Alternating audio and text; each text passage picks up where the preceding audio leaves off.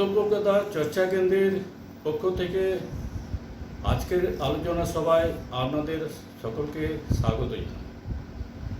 আমি সাধন বিশ্বাস, এই চর্চা কেন্দ্রের সহ সংযোজক। আজকের আলোচনা সভার মূল বিষয় একাত্ম ভারত 33-এর 22তম শ্লোক। এরপর স্বাগত ভাষণ রাখবেন আমাদের চর্চা কেন্দ্রের একজন সক্রিয় সদস্য শ্রী হরিনাথ নন্দ, যিনি শ্রী শৈলেন্দ্র সরকার বিদ্যালয়ের সহকারী প্রধান শিক্ষক। উত্তর কলকাতা চর্চা কেন্দ্রের পক্ষ থেকে আজকের অনুষ্ঠানে উপস্থিত সুধী মণ্ডলীকে স্বাগত জানাই। লোকপ্রজ্ঞা দক্ষিণবঙ্গের তত্ত্বাবধানে একাত্মতা স্তোত্র অনুসরণে একাত্ম ভারত 33-এর যে জয়যাত্রা শুরু হয়েছে, আজ তার 22তম শ্লোকে এসে আমরা উপনীত হয়েছি।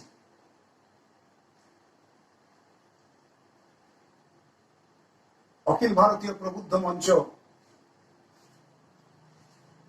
প্রজ্ঞা প্রবাহের তথা লোকপ্রজ্ঞার পূর্বাঞ্চল ক্ষেত্র সংযোজক শ্রদ্ধেয় অরবিন্দ দাস মহাশয়ের ঐকান্তিক উদ্যোগে একাত্মতা স্তোত্রের শ্লোকগুলির যে নিরবচ্ছিন্ন ব্যাখ্যানমালা একাত্ম ভারত 33 নামে শুরু হয়েছে, তাতে আমাদের সুযোগ করে দেওয়ার জন্য মাননীয় অরবিন্দ দাকে আমাদের চর্চা কেন্দ্রের পক্ষ থেকে কৃতজ্ঞতা জ্ঞাপন করছি। দক্ষিণবঙ্গ লোকপ্রজ্ঞার সংযোজক ডক্টর ইন্দ্রজিৎ সরকার মহাশয়, যিনি একজন বিশিষ্ট লেখক, গবেষক ও শিক্ষাবিদ, তাকে আজকের অনুষ্ঠানে স্বাগত জানাচ্ছি।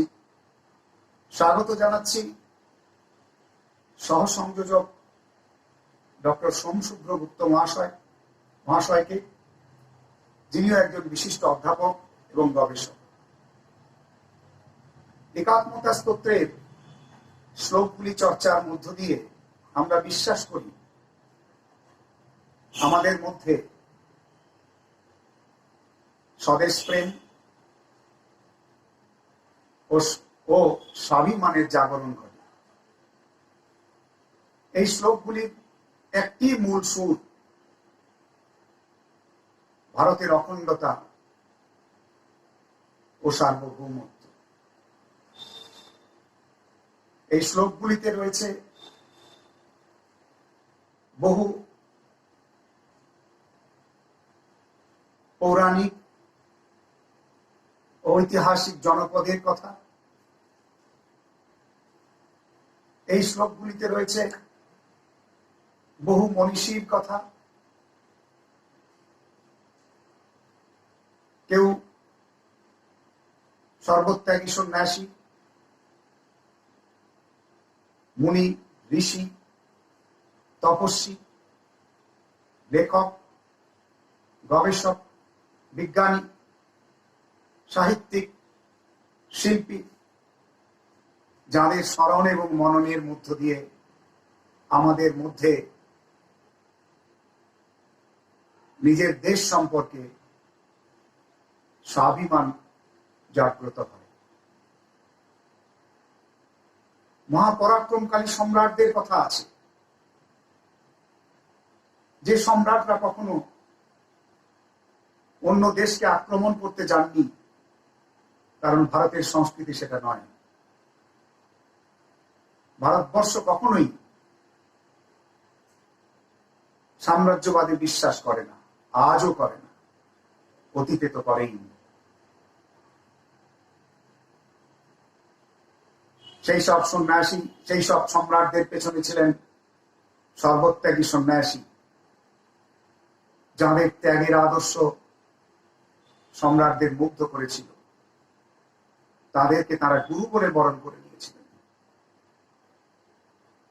আজকে মনে পড়ছে এই উত্তর কলকাতার এক তরুণ যুবকের কথা, যিনি পাশ্চাত্য বিজয় করে ভারতবর্ষের হিন্দু ধর্মের বিজয় পতাকা উড্ডীন করে সবেমাত্র ফিরেছেন স্বদেশে। মাদ্রাজে একটি জনসভায় তিনি বক্তৃতা দিতে গিয়ে বলছেন, যদি এই পৃথিবীতে এমন কোন দেশ থাকে যাহাকে পুণ্যভূমি নামে বিশেষিত করা যাইতে পারে, যদি এমন কোন স্থান থাকে যেখানে পৃথিবীর সব জীবকেই তাহার কর্মফল ভোগ করিবার জন্য আসিতে হইবে, যেখানে ঈশ্বরের অভিমুখী জীব মাত্রকে পরিণামে আসিতে হইবে, যেখানে মনুষ্য জাতির ভিতর সর্বাপেক্ষা ক্ষমা, দয়া, পবিত্রতা, শান্ত ভাব প্রভৃতি সদ্গুণের বিকাশ হইয়াছে, যদি এমন কোন দেশ থাকে যেখানে সর্বাপেক্ষা অধিক আধ্যাত্মিকতা ও অন্তর্দৃষ্টির বিকাশ হইয়াছে,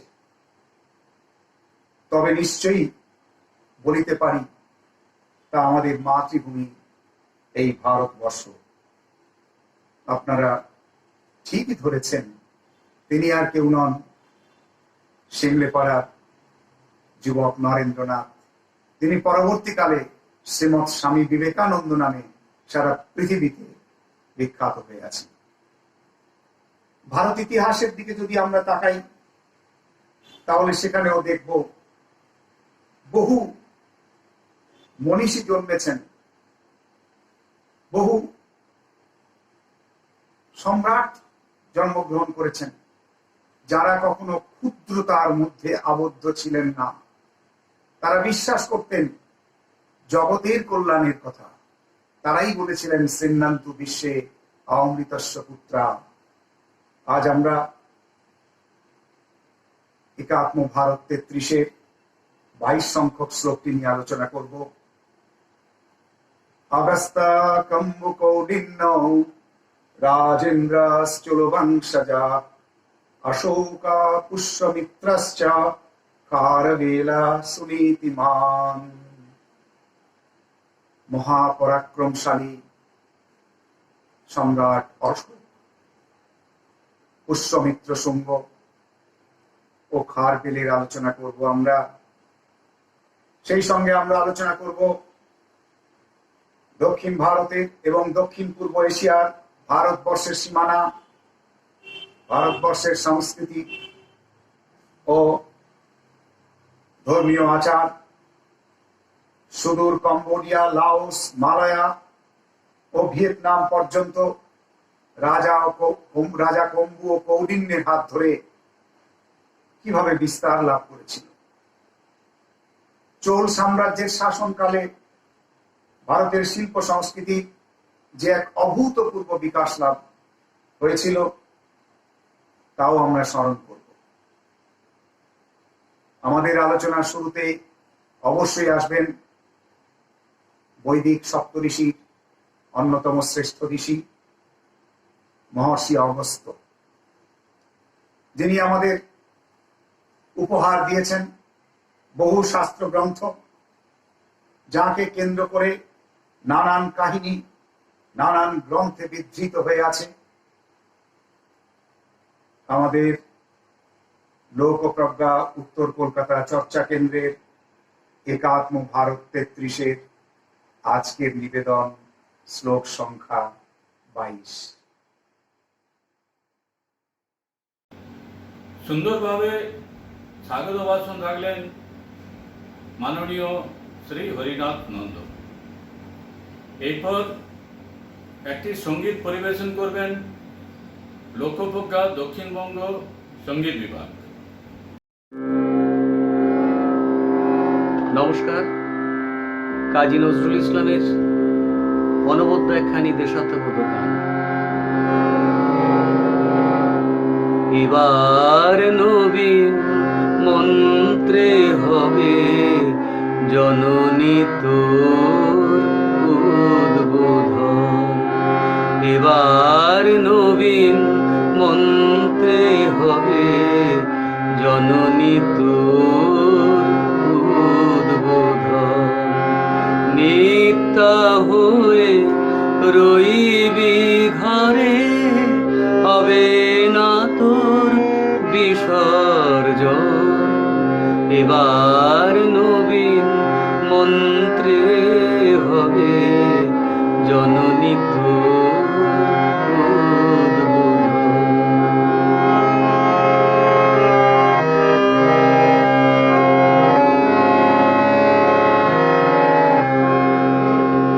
সকল জাতির পুরুষ নারীর প্রাণ, সেই হবে তোর পূজা বেদী, মা তোর পীঠস্থান।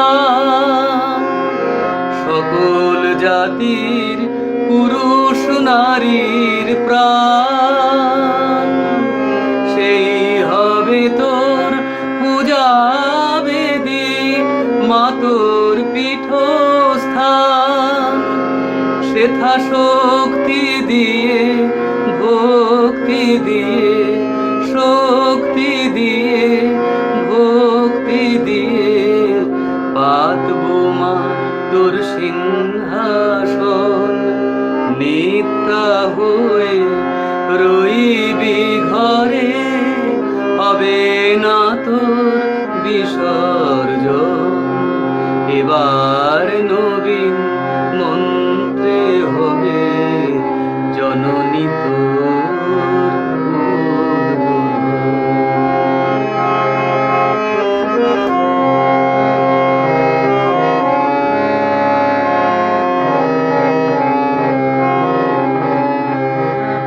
সেথা রইবে না কো ছোঁয়াছুঁই, উচ্চ নিচের ভেদ।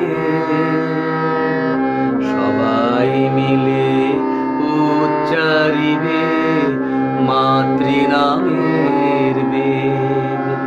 সেথা রইবে না কো ছোঁয়াছুঁই, উচ্চ নিচের ভেদ।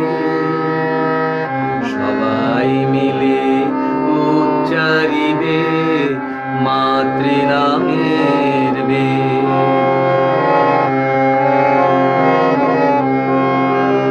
মোরা এক জননীর সন্তান সব জানি, ভাঙব দেয়াল ভুলবো হানাহানি। মোরা এক জননীর সন্তান সব জানি, ভাঙব দেয়াল ভুলবো হানাহানি। দিন দরিদ্র রইবে না কেউ, দিন দরিদ্র রইবে না কেউ। সমান হবে সর্বজন, বিশ্ব হবে মহাভারত। নিত্য প্রেমের বৃন্দাবন, বৃন্দাবন। এবার নবীন মন্ত্রে হবে জননী তোর উদ্বোধন। নিত্যা হয়ে রইবি ঘরে, হবে না তোর বিসর্জন। এবার নবীন মন্ত্রে হবে জননী তোর উদ্বোধন। এবার নবীন মন্ত্রে হবে জননী তোর উদ্বোধন।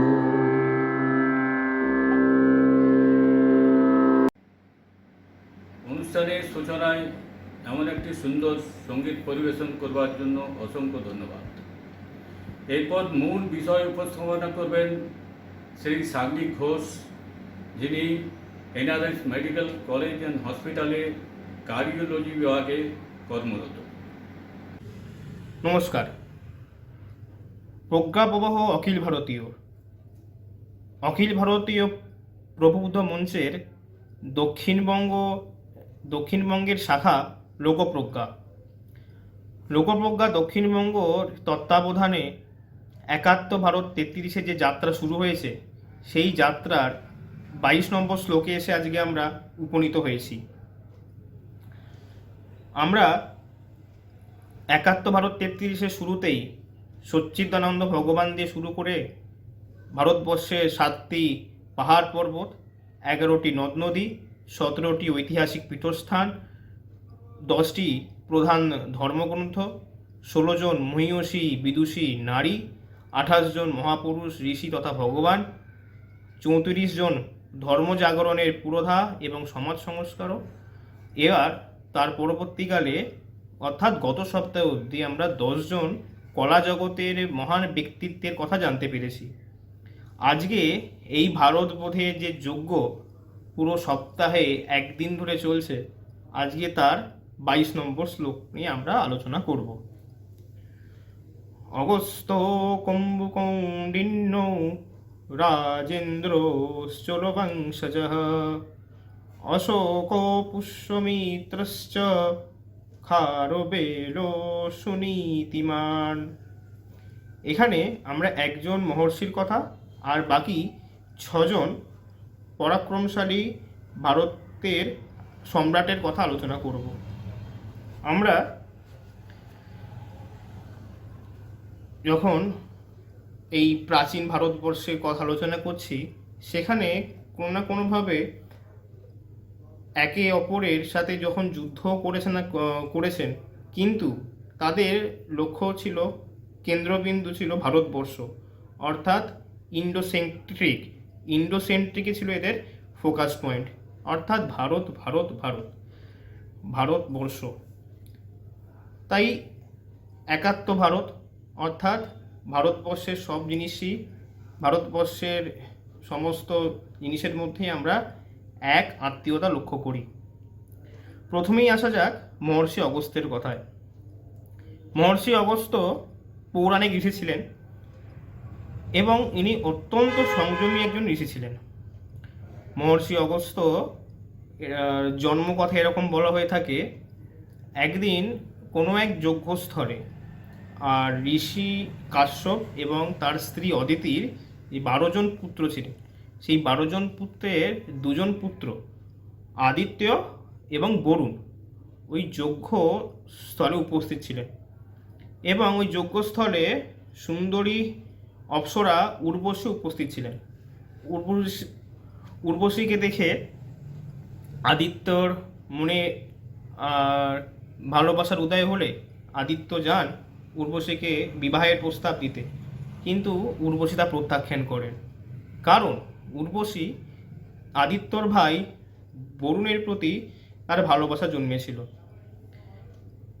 সেই সময় উর্বশী আদিত্যকে প্রত্যাখ্যান করে বরুণের কাছে গেলে বরুণ দেখেন যে তার ভাইয়ের প্রেম প্রস্তাবকে উর্বশী প্রত্যাখ্যান করেছে, তাই আমি তার প্রস্তাবকে প্রত্যাখ্যান করব। যখন বরুণও তার প্রস্তাবকে প্রত্যাখ্যান করেন, কিন্তু উর্বশী স্বরূপ এবং সৌন্দর্যে সকলেই মুগ্ধ হয়ে যান। আদিত্য আর বরুণও মুগ্ধ হন এবং নিজেদেরকে সামলাতে না পেরে উত্তেজনার বশে তাদের বীর্যপাত হয়। এই বীর্যপাতে যে যজ্ঞ কুম্ভ ছিল, সেই যজ্ঞ কুম্ভে এই বীর্য গিয়ে পড়ে। পরবর্তীকালে এই যজ্ঞ কুম্ভ থেকেই 2 জন মহা ঋষির জন্মগ্রহণ হয়। প্রথম জন হলেন অগস্ত্য আর দ্বিতীয় জন হলেন বশিষ্ঠ। পৃথিবীর ইতিহাসে প্রথম মাতৃগর্ভ ছাড়াই কোনো মহান ঋষির জন্মগ্রহণ হয়। যেহেতু মাতৃগর্ভে এদের জন্মগ্রহণ হয়নি, তাই এদের পূর্ব সংস্কারও জন্ম থেকেই ছিল এবং এদের কোনোদিনও গুরুর দরকার পড়েনি। এরা প্রথম থেকেই ছিলেন বেদজ্ঞ। মহর্ষি অগস্ত্যকে আরও অনেক নামে ডাকা হয়, যেরকম আমরা জানি মহর্ষি অগস্ত্য এক চুমুকেই সমুদ্র পান করেছিলেন, তাই জন্য একে পিতাব্ধিও বলা হয়। এছাড়া মিত্র ও বরুণের পুত্র বলে একে মিত্রাবরুণ্যও বলা হয়ে থাকে। এছাড়া যেহেতু কুম্ভে জন্মগ্রহণ করেছেন, তাই এনাকে কুম্ভ সম্ভব নামেও অনেক সময় ডাকা হয়ে থাকে। বিন্ধর গুরু ছিলেন, আর বিন্ধকে ইনি শাসনও করেছিলেন, তাই একে বিন্ধকূটও বলা হয়ে থাকে। অগস্ত্যর প্রতিজ্ঞা এবং পূর্বপুরুষদের মুখ্য লাভ। প্রতিজ্ঞা করেছিলেন যে উনি সারা জীবন বিয়ে করবেন না, বিবাহ করে না থাকার প্রতিজ্ঞা করেছিলেন। কিন্তু দৈবিক কৃপায় যখন ভ্রমণকালে কোনো এক গুহার সম্মুখে উপস্থিত হন, সেই গুহাতে দেখেন অনেক মানুষ উল্টো হয়ে মানে অধোমুখে লম্বমান অবস্থায় ঝোলানো আছে, এবং সেই মানুষদের আর্তনাদ সুরে দেখতে যান যে গুহায় কি হচ্ছে। তখন আর সেই গুহা থেকে উচ্চৈস্বরে যখন চিৎকার আসে, মহর্ষি অগস্ত্য পৌঁছন এবং মহর্ষি অগস্ত্য বলেন যে আপনারা কারা, আপনাদের এই অবস্থার কারণ কি? তখন তারা বলেন, আমরা তোমার পূর্বপুরুষ, আমাদের এই অবস্থার কারণ আমরা মোক্ষ লাভ করতে পারিনি। আমাদের মোক্ষ লাভ তখনই সম্ভব হবে যখন তুমি বিবাহ করে সন্তান উৎপত্তি করবে এবং বংশ রক্ষা করবে। অর্থাৎ কুলের মোক্ষ লাভের জন্য মহর্ষি অগস্ত্য নিজের প্রতিজ্ঞা ভঙ্গ করেন। তখন তাদের পিতৃপুরুষদের কথা দেন, আমি আপনাদের মোক্ষ লাভ প্রাপ্তি করাবই। এই জন্য বিবাহের সন্ধানে উপযুক্ত কন্যার আবশ্যক। উপযুক্ত কন্যার সন্ধানে উনি যাত্রা করলেন। উনি তপস্যা করে পৃথিবীর সমস্ত সৌন্দর্য এবং শ্রেষ্ঠ অংশ নিয়ে এক কন্যার উৎপত্তি করলেন। যেহেতু পৃথিবীর সমস্ত শ্রেষ্ঠ অংশ ও সৌন্দর্যকে হরণ করে বা লোভ করে এই কন্যা সন্তানের উৎপত্তি হয়েছে, তাই এই কন্যার নাম দেন লোপামুদ্রা। লোপামুদ্রা যখন ছোট, তখন মহর্ষি অগস্ত্য বিদর্ভ রাজের কাছে তার দায়িত্ব দেন, এবং কন্যা বিবাহর উপযোগী হলে মহর্ষি অগস্ত্যের কাছে তাকে ফিরিয়ে দেবেন বলে এই আশ্বাসও বিদর্ভ রাজা দেন। পরবর্তীকালে কন্যা লোপামুদ্রা যখন বিবাহযোগ্য হয়, তখন মহর্ষি অগস্ত্যকে সেই কন্যাকে দান করেন, এবং মহর্ষি অগস্ত্য সেই কন্যা লোপামুদ্রার কাছে সন্তানের আহ্বান করেন। ঠিক সেই সময় লোপামুদ্রা মহর্ষি অগস্ত্যকে জানান, আমি আপনার মনস্কামনা পূর্ণ করব যখন আপনি আমার মনস্কামনা পূর্ণ করবেন। তখন মহর্ষি অগস্ত্য জিজ্ঞেস করেন, তোমার মনস্কামনা কি, আমাকে বলো, আমি তার যথাযথ পূর্ণ করার চেষ্টা করব। তখন লোপামুদ্রা বলেন যে বিদর্ভ রাজ্যে আমি যেরূপ স্বর্ণ অলঙ্কার বিভূষিতা হয়ে শয়ন করতাম, আপনি আমাকে সেইরূপ স্বর্ণ অলঙ্কারই পরিয়ে বিভূষিত করবেন। এই শোনার পর মহর্ষি অগস্ত্য চমকে ওঠেন, কারণ মহর্ষি একজন ভিক্ষুক, একজন সন্ন্যাসী, তার কাছ থেকে এত ধনসম্পদ আসবে কোথা থেকে? সেই কারণে উনি লোপামুদ্রার মনস্কামনা পূর্ণ করার জন্য ভিক্ষার সন্ধানে বেরিয়ে যান, এবং অনেকের পরামর্শে তিনি দানবরাজ ইলবলের কাছে যান। দানবরাজ ইলবলকে না, দানবরাজ ইলবল এরকম কথিত আছে যে লাধের ঔরসে এবং ধমনীর গর্ভে ইনি জন্মগ্রহণ করেন। এনার আরেক ভাইয়ের নাম হচ্ছেন বাতাপি। ইলবল একদিন কোনো এক ব্রাহ্মণের কাছে এরকম বর চান যে আমাকে ইন্দ্রের মতো একজন পুত্র সন্তান দিতে হবে, আর সেই ব্রাহ্মণ তা দিতে অসম্মত হলে ইলবল তার বাতাপি মানে তার ভাই বাতাপিকে মায়া বলে মেষ রূপে পরিণত করে এবং সেই মেষের মাংস সেই ব্রাহ্মণকে খাওয়ান। ব্রাহ্মণের ভোজন সমাপ্ত হলে তার ভাইয়ের নাম ধরে যখন ইলবল ডাকে, সেই ব্রাহ্মণের পেট থেকে পেট চিরে আর বাতাপি বেরিয়ে আসে এবং সেই ব্রাহ্মণের মৃত্যু হয়। এইভাবে অনেক ব্রাহ্মণকে ইলবল হত্যা করেন। ইলবল ও বাতাপি সম্মিলিতভাবে অনেক ব্রাহ্মণকে হত্যা করে। মহর্ষি অগস্ত্য যখন ইলবলের কাছে আসেন, ইলবলও অনেক খাতির অনেক যত্ন করে ভোজনে বসান।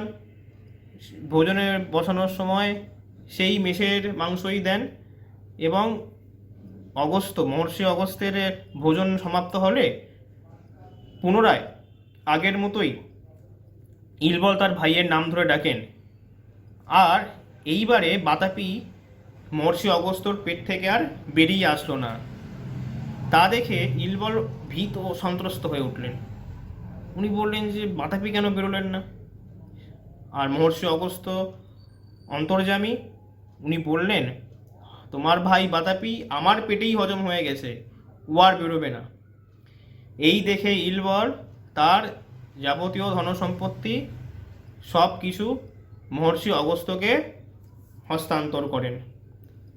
পরবর্তীকালে সেই ধনসম্পত্তি যখন ফিরে আসে এবং লোপামুদ্রার মনস্কামনা পূর্ণ হয়, তারপরে মহর্ষি অগস্ত্য এবং লোপামুদ্রার এক পুত্র সন্তানের জন্ম হয়।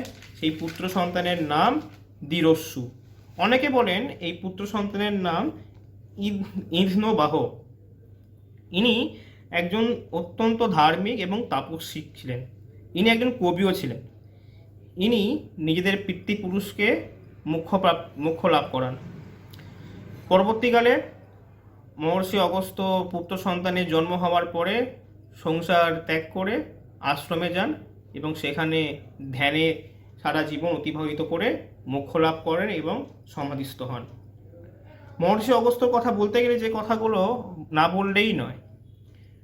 আমরা জানি বাংলায় অগস্ত্য যাত্রা বলে এক বাগধারার প্রচলন আছে।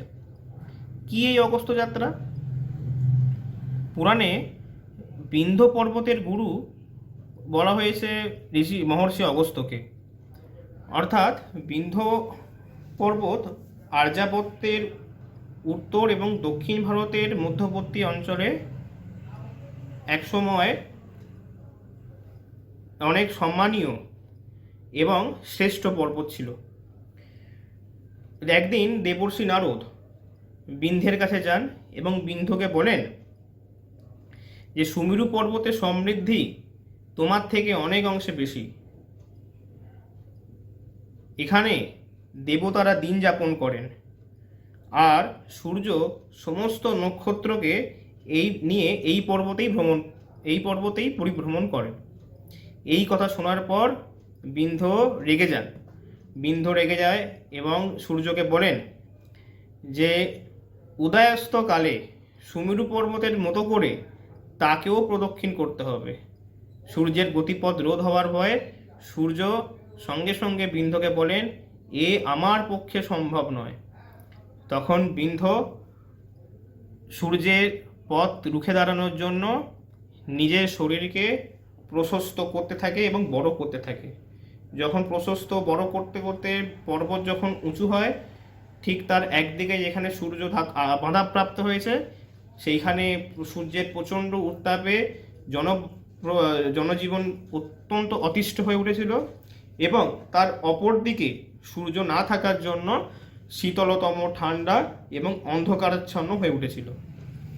ঠিক এই সময় ভগবান ইন্দ্রদেব এবং অন্যান্য যারা আছেন তারা সকলেই মহর্ষি অগস্ত্যের কাছে শরণাপন্ন হলেন। আর মহর্ষি অগস্ত্যই একমাত্র পারেন এই বিন্ধ্যকে তার আগের অবস্থায় ফিরিয়ে আনতে। মহর্ষি অগস্ত্য বিন্ধ্যর কাছে এলে গুরুভক্তি হিসাবে বিন্ধ্য মাথা নিচু করেন মহর্ষি অগস্ত্যের কাছে এবং মহর্ষি অগস্ত্য বিন্ধ্যকে বলেন যে আমি যতক্ষণ না প্রত্যাবর্তন করছি ততক্ষণ অবধি তুমি এইভাবেই এখানে থাকবে। তার পরবর্তীকালে এই কথা বলার পরে কোনোদিনও অগস্ত্য সেইখানে ফেরেননি। এইভাবেই অবনত মস্তকে বিন্ধ আজীবন থেকে গেছে। এরকম মান্যতা আছে পয়লা ভাদ্র তারিখেই আর অগস্ত্য দক্ষিণ দিকে যাত্রা করেন, আর কখনো সেখানে ফেরেননি। সেই কাহিনী অনুসারেই অগস্ত্য যাত্রার প্রচলন বাগধারা আছে বাংলাতে। আর পয়লা ভাদ্র থেকেই এরকম বলা হয় যে ভাদ্র মাসে তাই প্রিয়জন বা আমাদের বাড়ির কোনো আত্মীয় স্বজনকে বলা হয় যে আপনারা বাইরে কোথাও যাবেন না, যারা যেখানে আছেন সেখানেই থাকার জন্য এরকম প্রচলন আছে। এরপরেই আসি রাজা নহুষের কথায়। একদিন ইন্দ্র অসুরের ব্রহ্মহত্যার অভিশাপে সমুদ্রে বসবাস করছিলেন। সেই সময় ইন্দ্র বলেন যে ইন্দ্রলোকের দেবলোকের রাজা কে হবেন। সেই কিছু সময়ের জন্য অত্যন্ত কামী আর লোভী নহুষকে রাজা করা হয়। নহুষ ক্ষমতা পাওয়ার পর তার ইন্দ্রের পত্নী শচীকে লাভ করার জন্য উদ্যত হন। সেই সময় শচী দেবগুরু বৃহস্পতি শরণাপন্ন হলে বৃহস্পতি শচীকে বলেন, তুমি নহুষকে বলবে তোমাকে লাভ করতে গেলে 7 জন ঋষি চালিত কোনো রথে যেন তোমাকে এসে গ্রহণ করে। সেই রকম নহুষকে বলার পরে নহুষও 7 জন ঋষি পরিচালিত একটি রথে করে এসে আর শচীকে গ্রহণ করতে উদ্যত হলে। এই উদ্যত হওয়ায় নহুষের পা গিয়ে একজন ঋষির গায়ে পড়ে। সেই ঋষি ছিলেন মহর্ষি অগস্ত্য। মহর্ষি অগস্ত্যের গায়ে যখন নহুষের পা লাগে তখন সঙ্গে সঙ্গে রাগে ক্ষোভে মহর্ষি অগস্ত্য নহুষকে শাপ দেন যে তুমি এই মাত্র সর্প হও, আর সেই সঙ্গে নহুষ সর্পে পরিণত হয়। পরবর্তীকালে আমরা দেখি মহারাজ যুধিষ্ঠির স্পর্শে নহুষের অভিশাপ মুক্তি ঘটে। মহর্ষি অগস্ত্য কর্তৃক শ্রীরামকে অস্ত্রদান। রাম বনবাসকালে অগস্ত্যের আশ্রমে উপস্থিত হলে ইনি রামকে বৈষ্ণব ধনু, ব্রহ্মাস্ত্র, অক্ষয় চিহ্ন দান করেন এবং এনারই পরামর্শে রাম গোদাবরী তীরে পঞ্চবটী বনে কুটির নির্মাণ করে বসবাস শুরু করেন। এরপরে সব থেকে শেষ অংশ অগস্ত্য এক চুমুকেই সমুদ্র পান করেছিলেন। তার কথা এরকম আছে যে ভগবান ইন্দ্র বৃত্তাসুরকে বধ করার পর সমস্ত অসুররা ভয়ে ভীত হয়ে সমুদ্রের নিচে আশ্রয় নেন। তো সমুদ্রের নিচে আশ্রয় নেওয়ার সাথে সঙ্গে দিনের বেলায় কোনো দৈত্য বা কোনো অসুরই বাইরে আসতো না, কিন্তু রাত্রির বেলায় বা অন্ধকার হলেই দৈত্যরা বাইরে আসতো আর সবাইকে বিরক্ত করতো, অত্যাচার করতো, শোষণ করতো। এর থেকে মুক্তি পাওয়ার জন্য ইন্দ্র মহর্ষি অগস্ত্যের কাছে শরণাপন্ন হন। মহর্ষি অগস্ত্য সমুদ্রের কাছে এলে যখন 2 হাত অঞ্জলি স্থিতিতে যখন জল পান করেন, তখন মুখ উঁচু করে যখন জল পান করেন, তখন দেখে যে সমুদ্রের জল তার পায়ের কাছে এসে আছড়ে পড়ছে। উনি সমুদ্রের জল পান করতে পারছেন না। যখনই হাত নিচের দিকে করে যখন জল পান করছেন, তখন সমুদ্রের জল তার হাতে আসছে। তো উনি মাথা নিচু করে সমুদ্রের জল এক চুমুকেই পান করে নেন। তার সাথে সাথে সমুদ্রে সমস্ত অসুর প্রকাশিত হয় এবং দেবতারাদের সাথে যুদ্ধ হয় এবং অসুররা পরাজিত হয়। দেবতারা এরপরে মহর্ষি অগস্ত্যের কাছে নিবেদন করেন, আপনি যা জল আপনার পেটে ধারণ করেছেন সেই জল আবার সমুদ্রে ফিরিয়ে দিন, কারণ পৃথিবীতে জলসংকট দেখা দিয়েছে। তো মহর্ষি অগস্ত্য বলেন, আমি তা করতে পারবো না, কারণ সমুদ্রের জল আমার পেটেই হজম হয়ে গেছে। এই কথা বলার সাথে সাথেই দেবতারা আরও ভয় পেয়ে যান যে পৃথিবীকে জলসংকট থেকে মুক্তি করার জন্য কি উপায় করা যায়। তো দেবতারা এরকম বলেন, পৃথিবীকে একমাত্র জলসংকট থেকে মুক্ত করতে পারে মা গঙ্গা। তো মা গঙ্গাকে পৃথিবীতে আনয়ন করতে পারে একমাত্র কোনো এক তপস্বিক ব্যক্তি।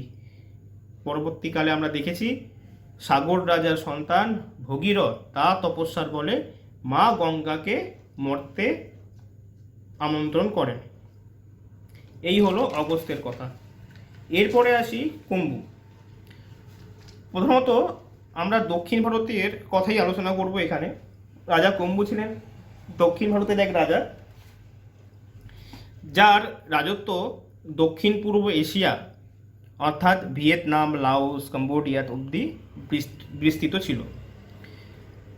রাজা কম্বু সম্বন্ধে অনেক শিলালেখ দক্ষিণ ভারতে পাওয়া যায়। সেগুলো কি না, সমুদ্রপথে উনি দক্ষিণ পূর্ব বরাবর সমুদ্রপথে যখন দিগ্বিজয় করতে বেরোন, তখন সমুদ্রপথে অনেক ছোট ছোট দ্বীপ পড়ে। সেই দ্বীপ অতিক্রম করার পরে একটি বড় দ্বীপে আসেন, আর সেই বড় দ্বীপে দেখেন বিশাল মরুভূমি সেই বড় দ্বীপে, এবং সেই বড় দ্বীপ ছিল নাগ বংশ বা নাগ রাজাদের বাসস্থান। তিনি নাগ রাজার সহায়তায় এবং নিজের নিজের সৈন্যবাহিনীর সাহায্যে সেই মরুভূমি অঞ্চলকে কৃষিযোগ্য, উর্বর এবং বসবাসযোগ্য করে তোলেন। এই দেখার পর নাগরাজ তার কন্যার সাথে রাজা কম্বুর বিবাহ দেন। সেই দক্ষিণ পূর্ব এশিয়া, এই দেশের প্রাচীন নাম ছিল কম্বুজ, যা আজকের কম্পুচিয়া বা কম্বোডিয়া নামে পরিচিত। আঙ্কোরিয়াম জায়গা থেকে খানিক দূরে দক্ষিণে অবস্থিত এক পাহাড়ে নির্মিত শিব মন্দির, যা আকসাই চক্রম নামে পরিচিত, সেখানে শক সম্বত 869 অর্থাৎ 947 সালের সংস্কৃত ভাষায় লেখা কিছু অংশ পাওয়া যায়। সেখানে নিশ্চিত করে বলা যায় আর্য দেশ অর্থাৎ ভারতবর্ষ থেকে রাজা কম্বু এবং সুর সুন্দরী অপ্সরা মীরা সংসর্গে কম্বুজ বংশের বা কম্বুজ রাজ্যের উৎপত্তি হয়। কম্বুজেরই বিভিন্ন স্থান থেকে প্রাপ্ত শিলালেখে এরকম শিলালেখ যেগুলো পাওয়া যায়, সেখানে বলা হয়েছে রাজা কম্বুকে কম্বোজের মনু হিসেবে বলা হয়। রাজা কম্বু কম্বোজ রাজ্যের সংস্থাপক তথা দক্ষিণ পূর্ব এশিয়ার বৈদিক সংস্কৃতির প্রচার ও প্রসারের অন্যতম পুরোধা ছিলেন। এনার থেকেই নতুন খমের জাতির উৎপত্তি হয়। এইভাবে কম্বোজ বা কম্বুজ জাতির উৎপত্তি এবং তাদের উপনিবেশ যা গড়ে উঠেছিল, তা ভারতবাসীরাই তার যথাযোগ্য বাসস্থান এবং কৃষি নির্ভর ও আত্মনির্ভর করে তোলে। চৈনিক সাহিত্যে এই দেশের প্রাচীন ইতিহাসের বর্ণনা পাওয়া যায়। কম্বুর সময়কাল নির্ধারণ করা খুবই কঠিন, কারণ ভারতের ইতিহাসে খুব কমই পাওয়া যায়। কিছু কিছু মানুষের মুখে শোনা, কিছু কিছু সংস্কৃত প্রাপ্ত লেখনী থেকে এর উল্লেখ পাওয়া যায়। যাই হোক, ভারতের মহান রাজা কম্বুর দ্বারা কম্বোজ রাজ্যের স্থাপনা এবং তাকে শক্তিশালী ও বসবাসের উপযোগী করে তোলার জন্য প্রধান ভূমিকা নেন রাজা কম্বু। এরপরে আসি কৌন্ডিন্য। আমরা ইতিহাসে দুজন রাজা কৌন্ডিন্যর কথা পাই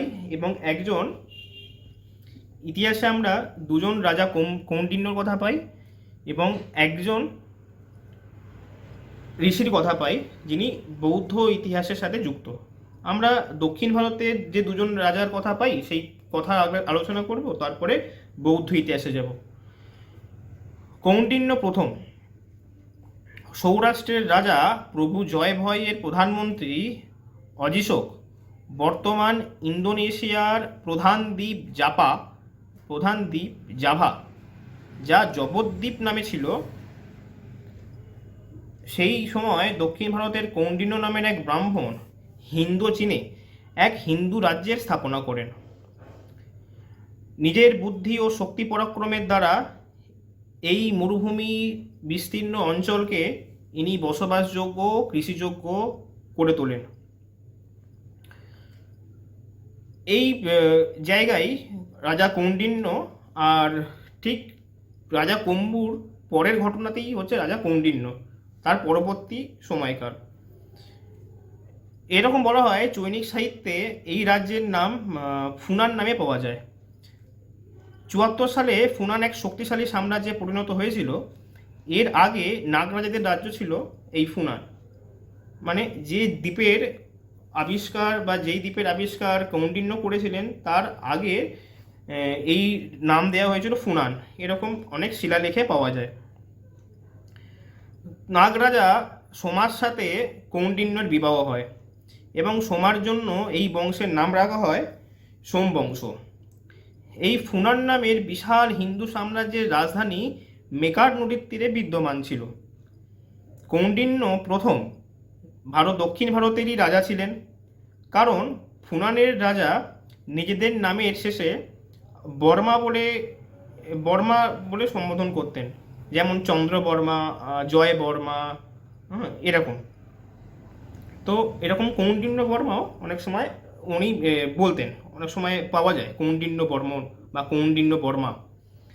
আঙ্কর ভাট তথা বেয়নের মন্দিরের যে দক্ষিণ ভারতীয় মন্দিরের স্থাপত্যকলা অর্থাৎ গোপুরম থাকে, সেই গোপুরমেরও অনেক লক্ষণ এই ফুনান রাজ্যে পাওয়া যায়। যেরকম নটরাজের অনেক মন্দিরের ধ্বংসাবশেষও এই ফুনানে পাওয়া যায়। চীনি লেখক কার্তাই 3য় শতাব্দীর বর্ণনায় বলেছেন,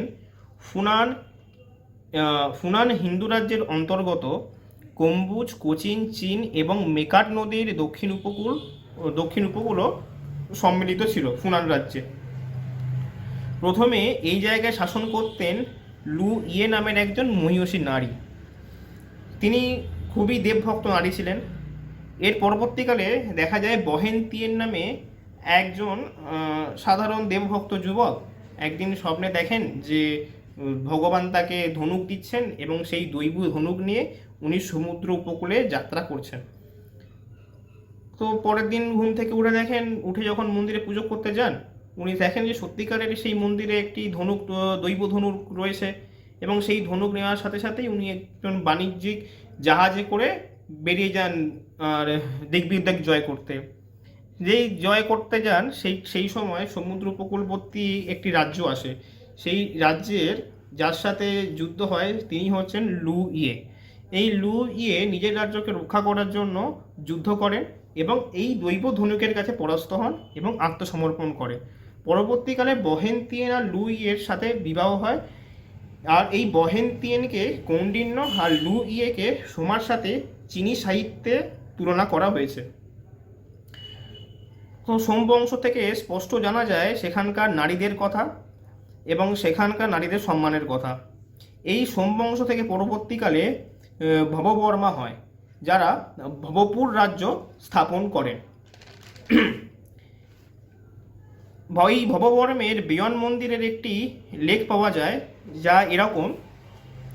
এই লেখে বলা হয়েছে, শ্রী কৌন্ডিন্যস্য মহিষী ইয়া দক্ষা সৌমবংশ প্রসূতানাং লোপং কুর্বতাহ। এই লেখনীতে কৌণ্ড বর্মন এবং সোমার বংশের উল্লেখ পাওয়া যায়। এই লেখই প্রমাণিত করে যেনারা দক্ষিণ ভারতের মূল অংশ।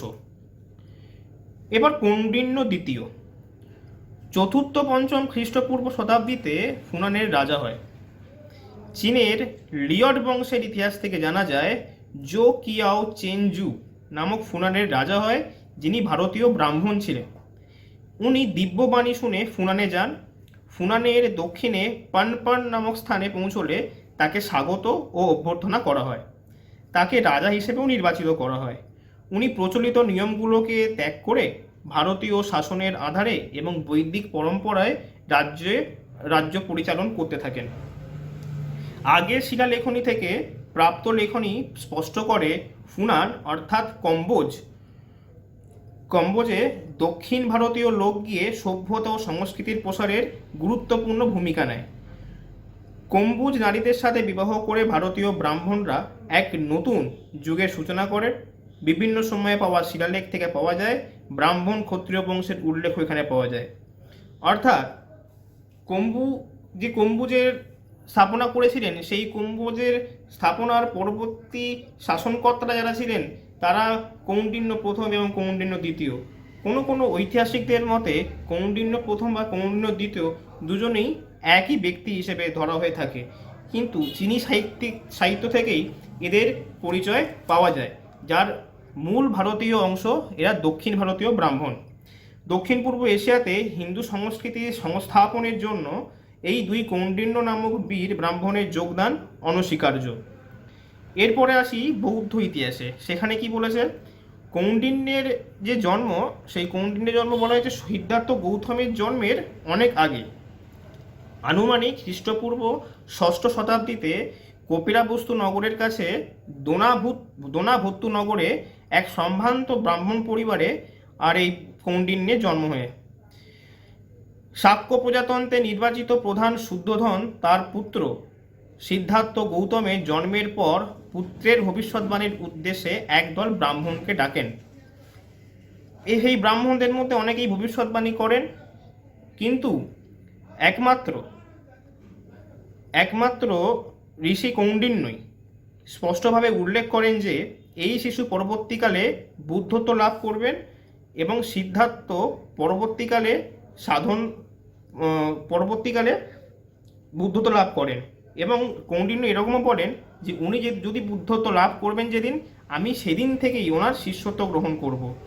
কৌন্ডিন্যের ভবিষ্যৎবাণীকে ব্যর্থ করার জন্য আপ্রাণ চেষ্টা করেন শুদ্ধোধন, কিন্তু পরবর্তীকালে আমরা দেখি মাত্র 29 বছর বয়সে রাজকুমার সিদ্ধার্থ তার প্রাসাদ ছেড়ে সর্বস্ব ত্যাগ করে সত্যানুসন্ধানের জন্য তপস্বী জীবনযাপনে বেরিয়ে পড়েন। বৌদ্ধ ধর্মের ইতিহাসে কৌন্ডিন্য প্রথম ভিক্ষু হিসেবে গণ্য হন। পরবর্তীকালে জেতবনে অবস্থিত সংঘ কৌন্ডিন্যকে প্রথম ভিক্ষুদের মধ্যে সর্বপ্রথম বলে গণ্য করেছেন। এর পরবর্তী অংশ রাজেন্দ্র চোল প্রথম। চোল বংশের সর্বশ্রেষ্ঠ রাজা যদি কাউকে ধরা হয়, রাজরাজেশ্বর চোলের পর সম্রাট রাজেন্দ্র চোল প্রথম। এর আগে চোল বংশের ইতিহাস আমরা জানি যে 300 বছর ধরে চোলরা দক্ষিণ ভারতে আধিপত্য বজায় রাখে এবং দক্ষিণ ভারতের এদের রাজ্য সিংহল, সুমাত্রা, মালয় অবধি এদের রাজ্য বিস্তার হয়েছিল। এছাড়াও শিল্প, সাহিত্য, সংস্কৃতির অভূতপূর্ব বিকাশ ঘটেছিল চোল সাম্রাজ্যের শাসনকালে। তো চোল বংশের প্রথম ছিলেন রাজা বিজয়ালয়, যিনি চোল বংশের প্রতিষ্ঠাতা।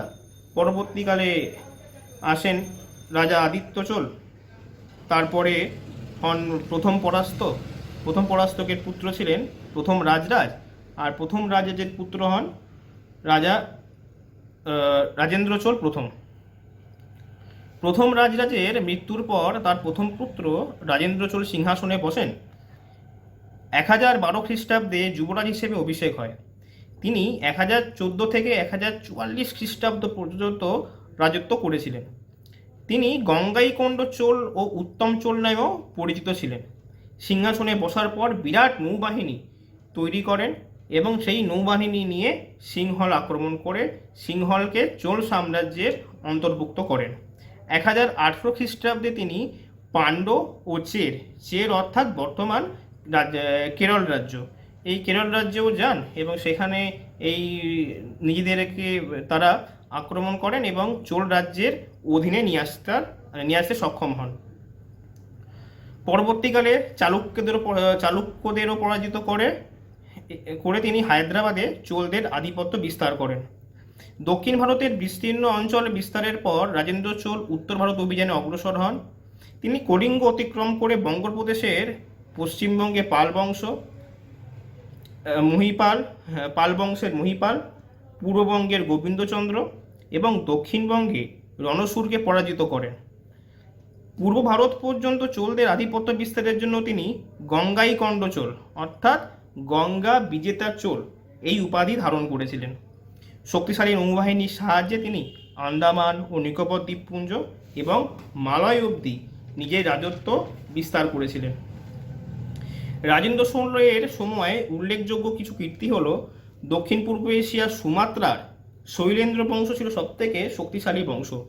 এই শৈলেন্দ্র বংশের বিরুদ্ধে তিনি নৌ অভিযান করেন এবং দক্ষিণ পূর্ব এশিয়াতে ভারতের প্রভাব বিস্তারের লক্ষ্যে এই শৈলেন্দ্র সাম্রাজ্যকে আর চোল বংশের বা চোল রাজত্বে অন্তর্ভুক্ত করতে সক্ষম হন। শৈলেন্দ্র রাজ্যের মধ্য দিয়ে ভারতের সঙ্গে চীনের যোগাযোগ ঘনিষ্ঠ হয়। এছাড়াও রাজেন্দ্র চোলের তৎপরতায় ব্রহ্মদেশ ও মালয় উপদ্বীপের সঙ্গেও ভারতের যোগাযোগ ঘনিষ্ঠ হয়। 1044 খ্রিস্টাব্দে চালুক্যের সঙ্গে যুদ্ধে তার প্রথম রাজেন্দ্র চোলের মৃত্যু হয়। চোলদের অবদান কি? প্রশাসনিক ক্ষেত্রে চোল রাজাদের অবদান সবথেকে গুরুত্বপূর্ণ বলে মানা হয়। এছাড়া নৌশক্তিতেও ছিল চোলরা অপ্রতিদ্বন্দ্বী। আন্দামান ও নিকোবর দ্বীপপুঞ্জে নৌঘাঁটি প্রতিষ্ঠা হয় এবং মালয়ের উপকূলে চোলদের আধিপত্য বিস্তার হয়। চীন দেশের সাথে বাণিজ্যিক সুসম্পর্ক গড়ে ওঠে। গ্রামীণ স্বায়ত্তশাসন গড়ে উঠেছিল। চোল রাজ্যের সরকারি আয়ের উৎস ছিল ভূমি রাজস্ব। কৃষকদের দিকেও এরা খুব গুরুত্ব দিয়েছিলেন। কৃষকদের উন্নয়নের প্রতি সচেতন ছিলেন। শিল্প ও সাহিত্যে যথেষ্ট উন্নত ছিল। এই সময় আমাদের যখন রাজা প্রথম চোল, রাজেন্দ্র চোল প্রথম, তার ঠিক পিতা প্রথম রাজরাজ, উনি খুব ধার্মিক ছিলেন এবং উনি তাঞ্জোরের বিখ্যাত রাজরাজেশ্বর মন্দির নির্মাণ করেন। চোল শিল্পকলারও অভূতপূর্ব উন্নতি এই সময় দেখা যায়। চোল স্থাপত্য রীতিকে দাবির রীতিও বলা হয়ে থাকে। পল্লব যুগে আমরা দেখে থাকি পাহাড় কেটে মন্দির তৈরি হতো, কিন্তু রাজরাজ আর প্রথম রাজেন্দ্র চোলের আমলে চোল শিল্পকলার অভূতপূর্ব উন্নতি ঘটে। সেখানে পাহাড় কেটে মন্দির তৈরি হতো না, সেখানে তার মন্দির তৈরি করার জন্য আর বাড়ি নির্মাণ করা হতো। প্রথম রাজেন্দ্র চোল নির্মিত গঙ্গাইকোন্ড চোলপুরমের বিখ্যাত মন্দির ত্রিচিনপল্লী চোল স্থাপত্য ও ভাস্কর্যের উপর একটি অন্যতম নিদর্শন। এই মন্দিরের চূড়া 160 ফুট বা 100 হাতের বেশি উঁচু। মন্দিরের গায়ে রয়েছে সূক্ষ্ম কারুকার্যের অপরূপ ভাস্কর্য। চোল শিল্পকলার অন্যতম বৈশিষ্ট্য হল মন্দিরের প্রবেশের পথে বিশাল তোরণ থাকে। এই তোরণগুলোকে বলা হয় গোপুরম, যা দক্ষিণী শিল্পকলার একটি বিশেষ অঙ্গ। মন্দিরের বিগ্রহগুলি ধাতু দিয়ে তৈরি হতো। আমরা দেখেছি এই সময় ঠিক চোল শিল্পকলাতেই প্রথম ধাতুর ব্যবহার আর প্রথম ধাতুর মূর্তি তৈরি হয়। অজন্তা ও এলিফ্যান্টার কয়েকটি গুহা মন্দিরও চোল আমলে নির্মিত হয়েছিল। এরপরে সম্রাট অশোক। সম্রাট অশোকের নাম শুনলেই আমাদের মনে এরকম আসে যে সম্রাট অশোক ওনার দুরকম চরিত্র পাওয়া যায়। এক, কলিঙ্গ যুদ্ধের আগে, 2, কলিঙ্গ যুদ্ধের পরে। সম্রাট অশোক ছিলেন ভারতের মৌর্য বংশের তৃতীয় সম্রাট। খ্রিস্টপূর্ব 304 অব্দে উনি জন্মগ্রহণ করেন। সম্রাট বিন্দুসার এবং রানী ধর্মা মতান্তরে সুভদ্রাঙ্গীর গর্ভে জন্মগ্রহণ করেন। উত্তর ভারতের কিংবদন্তি অনুসারে চম্পাদেশীয় রাজকন্যা সুভদ্রাঙ্গী ছিলেন অশোকের মা, আর দক্ষিণ ভারতীয় কিংবদন্তি অনুসারে তার মায়ের নাম ছিল ধর্মা। প্রথম শাসনভার মাত্র 18 বছর বয়সে সম্রাট বিন্দুসার তাকে উজ্জয়িনী শাসনকর্তা হিসেবে নিয়োগ করেন। তক্ষশিলাবাসী তখন রাজশক্তির বিরুদ্ধে আর প্রতিবাদ করলে এবং রাজশক্তির যে অপরিণত অবস্থা ছিল সেই অপরিণত অবস্থাকে পরিণত করতে সম্রাট অশোককে বিন্দুসার পাঠান উজ্জয়িনীতে। এবং সম্রাট অশোক উজ্জয়িনীতে যাওয়ার পরে ওখানকার জনসাধারণের যে বিদ্রোহ, সেই বিদ্রোহকে তাদের কাঙ্ক্ষিত চাহিদাকে পূরণ করে সেই বিদ্রোহ দমনে সামর্থ্য হন। এর থেকে মাত্র 18 বছর বয়সে বোঝা যায় সম্রাট অশোক কতখানি দক্ষ প্রশাসক ছিলেন। পরবর্তীকালে যখন সম্রাট বিন্দুসার মারা যান, তখন সিংহাসনের জন্য লড়াই হয় এবং অশোক পরিণত হয় চণ্ডাশোকে। বিন্দুসারের অসুস্থতার খবর ছড়িয়ে পড়লে তার পুত্রদের মধ্যে সিংহাসন দখল নিয়ে দ্বন্দ্ব শুরু হয়। বৌদ্ধ কিংবদন্তি অনুসারে জানা যায় বিন্দুসারের স্ত্রীর সংখ্যা ছিল 16 এবং পুত্রের সংখ্যা ছিল 101। তার মৃত্যুর পর পুত্র অশোক অন্যান্য ভাইদের পরাজিত ও হত্যা করে সিংহাসন দখল করেছিলেন। সিংহলীয় উপাখ্যান অনুযায়ী পাওয়া যায় তার 98 জন ভাইকে তিনি হত্যা করেছিলেন। ধারণা করা হয় তিনি 273 খ্রিস্টপূর্বাব্দে দিকে সিংহাসন লাভ করেছিলেন, কিন্তু তার সম্রাট হিসেবে অভিষেক হয়েছিল 269 অব্দে। সিংহাসন আরোহণের পর দেবানাম প্রিয়দাসী অর্থাৎ দেবতাদের প্রিয়দর্শী উপাধি ধারণ করেন। এরপরে কলিঙ্গ যুদ্ধ, খ্রিস্টপূর্ব 260 থেকে 263 অব্দে তিনি কলিঙ্গ রাজ্য জয় করেন। এই যুদ্ধে বিশাল নরসংহার হয়। এরকম বলা হয় যে প্রায় 1.5 লক্ষ নরনারী বন্দী করা হয় এবং 1 লক্ষ নরনারী প্রাণ হারায়। এই যুদ্ধের বীভৎসতা দেখে সম্রাট অশোকের মন খুবই কাতর এবং দুর্বল হয়ে গেছিল। তারপরে উনি সেই সময় সিদ্ধান্ত নেন আর যুদ্ধ তিনি করবেন না। এরপরে বৌদ্ধ ধর্ম গ্রহণ এবং চণ্ডাশোক থেকে ধর্মাশোকে পরিণত। কলিঙ্গ জয়ের পর থেকেই ক্রমে তিনি বৌদ্ধ ধর্মের প্রতি বিশেষভাবে আসক্ত হয়ে পড়েন এবং উপগুপ্ত নামক এক বৌদ্ধ সন্ন্যাসীর কাছে তিনি দীক্ষা নেন এবং কপিলাবস্তু, লুম্বিনী, কুশীনগর, বুদ্ধগয়া, সারনাথ সহ নানা স্থানে ভ্রমণ করে এবং বৌদ্ধ ধর্ম প্রচার করে। এই সময় তিনি নানা স্তূপ ও পাহাড়ের গায়ে বুদ্ধের বাণী লিপিবদ্ধ করার কাজ শুরু করেছিলেন। জনকল্যাণের জন্য তিনি বিনামূল্যে চিকিৎসা সেবারও ব্যবস্থা করেন। রাজ্যে জলসংকট দূর করার জন্য তিনি বিভিন্ন জলাশয় খনন করারও কাজ শুরু করেন। অশোক এই সময় থেকেই অহিংস নীতি নিয়েছিলেন। সহিংসতার থেকে দূর এবং অহিংস নীতির দ্বারাই একে অপরকে জয় করা, এই নীতিতে অনেকেই উদ্বুদ্ধ হয়েছিলেন। যেমন সিরিয়া, মিশর, অ্যাপিরাস, সিংহল, থাইল্যান্ড, মায়ানমার, নেপাল প্রভৃতি দেশেও বৌদ্ধ ধর্ম তিনি প্রচার করেন। তার জন্য তিনি প্রতিনিধিও পাঠান। খ্রিস্টপূর্ব 232 অব্দে সম্রাট অশোক মৃত্যুবরণ করেন। তিব্বতীয় কিংবদন্তি অনুসারে জানা যায় তিনি তক্ষশিলায় আর দেহ ধারণ করেছিলেন। অশোকের ধর্মনীতি ও ধর্মপ্রচার। অশোক বৌদ্ধ ও জৈন ধর্মের অনুরাগী ছিলেন, তবে তার ধর্ম প্রচারণা শুধুমাত্রই ছিল বৌদ্ধ ধর্মের। তিনি বিহার যাত্রার পরিবর্তে ধর্মযাত্রার পরিবর্তন করেছিলেন। তীর্থযাত্রার সাথে তিনি যুক্ত করেছিলেন শ্রমণদের উপহার দান, বুদ্ধের বাণী প্রচার এবং নানাবিধ উপদেশের মধ্য দিয়ে মানুষকে ধর্ম ভাবাপন্ন করার কার্যক্রম। সাধারণ মানুষকে বৌদ্ধ ধর্মে উদ্বুদ্ধ করার জন্য তিনি রাজ্যের বিভিন্ন স্থানে পাহাড়ের গায়ে, পর্বতের গুহায়, পাথরের স্তম্ভে ভগবান বুদ্ধের বাণী ও উপদেশ লিপিবদ্ধ করেছিলেন। ধর্মীয় প্রচারের জন্য তিনি রাজুক, জুত এবং মহাপাত্র নামক পদের সৃষ্টি করেছিলেন। এরা অশোকের ধর্মনীতিকে প্রচার করতেন। এছাড়া রাজকর্মচারীদের একজন রাজা যখন সুদক্ষ প্রশাসক হন তখন তিনি এও দেখেন যে রাজকর্মচারীরা কীরকম ব্যবহার করছেন জনসাধারণের কাছে।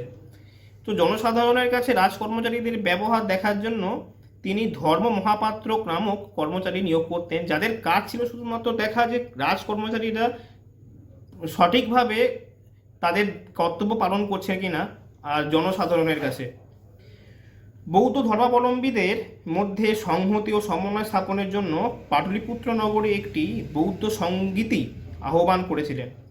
বৌদ্ধ ধর্ম প্রচারের জন্য তিনি রাজপুত্র মহেন্দ্রকে সিংহল দ্বীপও পাঠান।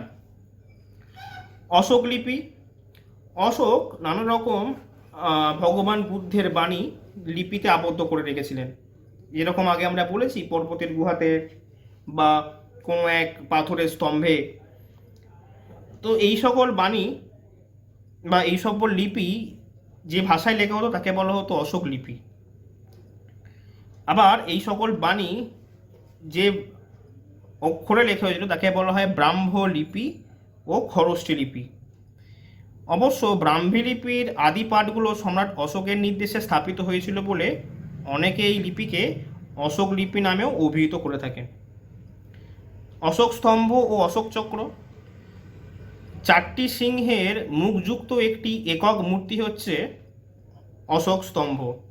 এই সিংহ চারটির পশ্চাৎ অংশ যুক্ত থাকে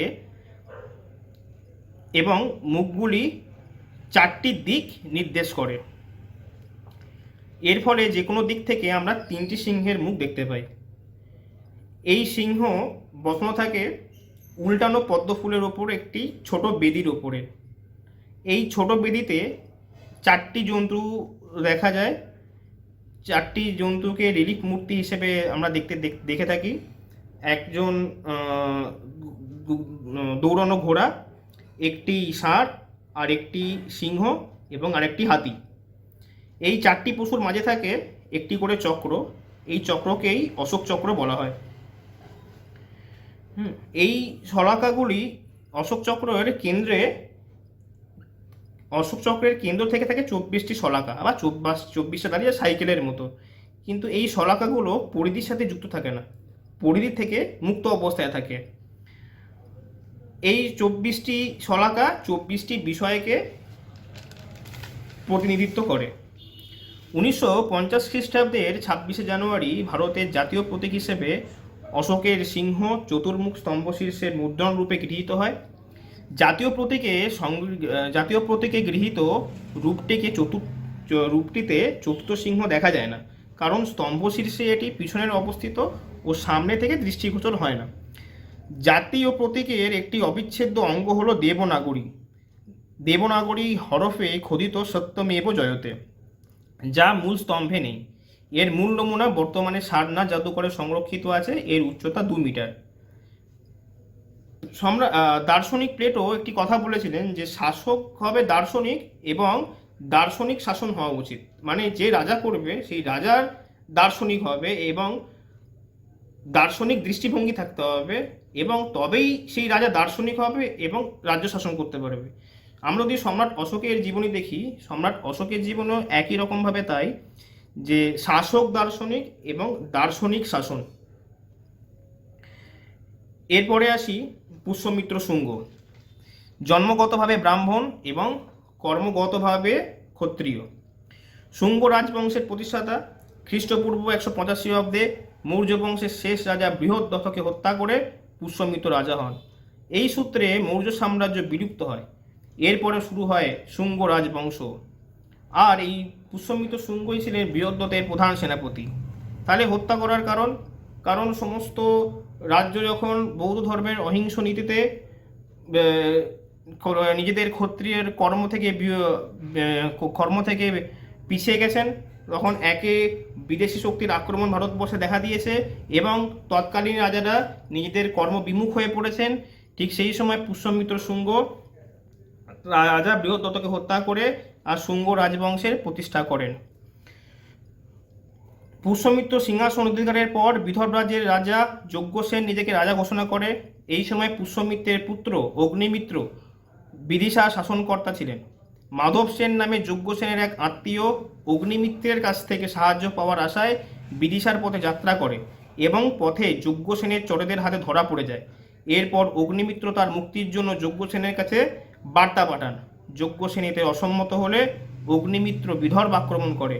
যুদ্ধে যজ্ঞসেন পরাজিত হলে অগ্নিমিত্র যজ্ঞসেনের রাজ্য তার 2 আত্মীয়ের ভেতরে বন্টন করে দেয়। অর্থাৎ আমরা দেখতে পাই যে পুষ্যমিত্র শুঙ্গ যুদ্ধ জয় করলেন, রাজ্য জয় করলেন, কিন্তু সেই রাজ্য শাসন করলেন না। সেই রাজ্য শাসন করলেন সেই রাজ্যে উপস্থিত রাজাদেরকে দিয়ে শাসন করালেন। পুষ্যমিত্র শুঙ্গ রাজা হওয়ার পরে 2 বার গ্রিক আক্রমণ প্রতিহত করেন। প্রথমবার ডেমিট্রিয়াস প্রথম এবং দ্বিতীয়বার মিনান্দারের সঙ্গে। পুষ্যমিত্র ভারতে যাত্রারত গ্রিক শাসকদের তাড়িয়েছিলেন। রাজা সিন্ধু জুড়ে গ্রিক সেনাবাহিনীকে তাড়িয়ে দিয়েছিল, যার ফলে গ্রিকরা আর কখনো ভারতে আক্রমণ করতে পারেনি। কলিঙ্গরাজ খালবেলের আক্রমণকে উনি প্রতিহত করেছিলেন। বৈদিক ধর্মের পুনঃপ্রতিষ্ঠা। যারা ভয়ে বৌদ্ধ ধর্মকে মেনে নিয়েছিলেন তারা আবার বৈদিক ধর্মে ফিরে আসতে শুরু করেছিল। ভারতে বৈদিক ধর্ম প্রচার ও সাম্রাজ্যের সীমানা সম্প্রসারণের জন্য অশ্বমেধ যজ্ঞ শুরু করেছিলেন। এইভাবে ভারতবর্ষে বৈদিক ধর্মের পুনঃপ্রতিষ্ঠা করে মোট 36 বছর রাজত্ব করেছিলেন পুষ্যমিত্র শুঙ্গ। তিনি 2 বার অশ্বমেধ যজ্ঞ করেছিলেন, যার পুরোহিত ছিলেন মহাভাষ্য রচয়িতা পতঞ্জলি। এই বংশের গুরুত্ব। বৈদিক ধর্মের পুনর্জাগরণ ঘটানো, বৈদেশিক গ্রিকরা ভাগবত ও বৈষ্ণব ধর্মের প্রতি আকৃষ্ট হয়, ভারত স্তূপ, সাঁচি স্তূপের তোরণ ও রেলিং প্রভৃতি এই সময়ে নির্মিত হয়েছিল। পতঞ্জলির মহাভাষ্য এই সময়কালেরই রচনা। এই সময়কালে রচিত হয় কালিদাসের বিখ্যাত নাটক মালবিকাগ্নিমিত্রম, যার প্রধান চরিত্র পুষ্যমিত্রের পুত্র অগ্নিমিত্র ছিলেন। আজকে শেষ খারবেল। 209 খ্রিস্টাব্দে খারবেলের জন্ম হয়। মহামেঘবাহন রাজবংশের তৃতীয় এবং সর্বশ্রেষ্ঠ সম্মান ছিল খারবেল। রাজা খারবেলকে প্রশাসনিক শিক্ষা, অর্থশাস্ত্র, শস্ত্রজ্ঞান এর সঙ্গে উপযুক্ত শিক্ষাও দেওয়া হয়েছিল। মাত্র 16 বছর বয়সে যুবরাজ হিসেবে ঘোষণা করা হয়। এর ঠিক 9 বছর পর খারবেলের পিতার মৃত্যু হলে খারবেল কলিঙ্গের রাজা হয়। মগধের আক্রমণ এবং প্রাকৃতিক দুর্যোগের কারণে যা ক্ষয়ক্ষতি হয়েছিল তার থেকে নিজেকে ঠিক করার জন্য তিনি প্রজাদের সাহায্য করেছিলেন এবং প্রজাদের কাছ থেকে কোনো ভূমি রাজস্ব তখন নেননি। সমস্ত রাজকোষাগার থেকেই তার ব্যয় বহন করা হয়েছিল। নিজের রাজ্য বিস্তারের জন্য পশ্চিম ভারতে অবস্থিত মহারাজ সাতকর্ণীকে বহু সংখ্যক হাতি, রথ, অশ্ব ইত্যাদি বাহিনী দ্বারা আক্রমণ করলে সাতকর্ণী পরাজিত হন। মহারাজ বহসাত মিতকে খারবেল পদানত করে পবিত্র সিংহাসন ফিরিয়ে আনেন। খারবেলের রাজ্য বর্তমান উড়িষ্যা রাজ্যের পুরী ও কটক জেলা জুড়ে বিস্তৃত ছিল। সম্ভবত বর্তমান বিশাখাপত্তনম জেলাতেও এর রাজ্যের অন্তর্ভুক্তি ছিল। ব্রিয়েটমার রাথারমুন্ড ও হেরমেন কুলকের মতে তার সাম্রাজ্য মধ্য ও পূর্ব ভারতের বিশাল এলাকা জুড়ে বিস্তৃত ছিল। প্রতিবেশী রাজ্য মগধকে তিনি আক্রমণ করার জন্য উদ্যত হন। এই আক্রমণের সময় গ্রিকরা বৈদেশিক শক্তি হিসেবে আক্রমণ করেন ভারতবর্ষকে এবং কলিঙ্গরাজ খারবেলকেও সাহায্য করতে চান। কিন্তু কলিঙ্গরাজ খারবেল যখন গ্রিক সৈনিকের সাথে মগধ আক্রমণ করে, হঠাৎ করে তার মনে প্রশ্ন আসে, গ্রিকরাও বৈদেশিক আর আমরা মগধ এবং কলিঙ্গ এরা এই দেশীয় অর্থাৎ ভারতবাসী, তো বৈদেশিক সাহায্য নিয়ে আমি কেন আমার প্রতিবেশী রাজ্যকে আক্রমণ করব? অর্থাৎ সেখানে বৈদেশিক রাজ্যের কেন সুবিধা হবে? এই যখন চিন্তাভাবনা তার মনে প্রথম উদয় হয়, ঠিক সেই সময় গ্রিকদের সঙ্গে যে সাহায্যের আশ্বাস দিয়েছিলেন, তো গ্রিকদের কাছ থেকে তিনি সৈনিক ফিরিয়ে আনেন, মগধকে আক্রমণ থেকে প্রতিহত করেন। ওনার বক্তব্য ছিল যে আমি কেন বৈদেশিক শক্তির সাথে এক হয়ে নিজের দেশীয় শক্তির বিরুদ্ধে লড়াই করব। এইখানে প্রথম ভারতবর্ষের একাত্মতার বিচার আসে। এই একাত্মতা বিচারই একাত্ম ভারত 33-এর গুরুত্বপূর্ণ অঙ্গ। ঠিক এই সময় কলিঙ্গরাজ রাষ্ট্রভক্তির যোগান দেয় এবং ডেমিট্রিয়াসের কূটবুদ্ধি রাষ্ট্রভক্তি রাজার কাছে পরাজিত হয়। পরবর্তীকালে মগধ রাজের দ্বারা ডেমিট্রিয়াস যুদ্ধে পরাজিত হয় এবং কখনোই ভারতবর্ষকে গ্রিকরা তার পরবর্তীকালে আর আক্রমণ করতে পারেনি। অর্থাৎ আমাদের এই একাত্মতা ভারতের যে ইন্ডোসেন্ট্রিক বা আমাদের যে এক ভারত, ভারতের আত্মা কোনো না কোনো জায়গায় এক, সেই একাত্মকে অনুধাবন করে আজকে আপনাদের সামনে 6 জন সম্রাট এবং 1 জন মহর্ষির বিচার রাখলাম। ধন্যবাদ। মূল বিষয় উপস্থাপনের জন্য শ্রী সাগ্নিক ঘোষ মহাশয়কে অসংখ্য ধন্যবাদ। এরপর আমাদের অনুষ্ঠানের সমাপ্তি ঘোষণা করব কল্যাণ মন্ত্র দিয়ে।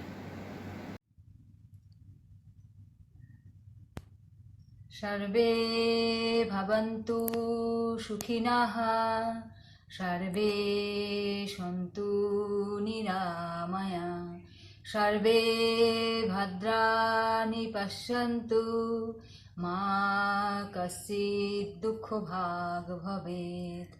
ॐ शान्ति शान्ति शान्तिः।